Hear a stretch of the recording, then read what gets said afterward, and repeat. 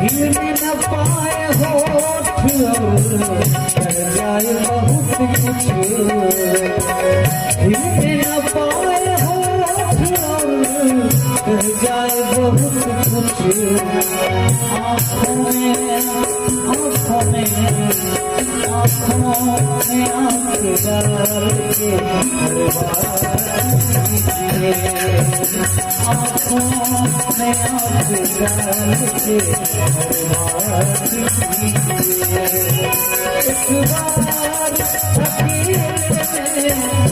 बार अकेले में मुलाकात कीजिए।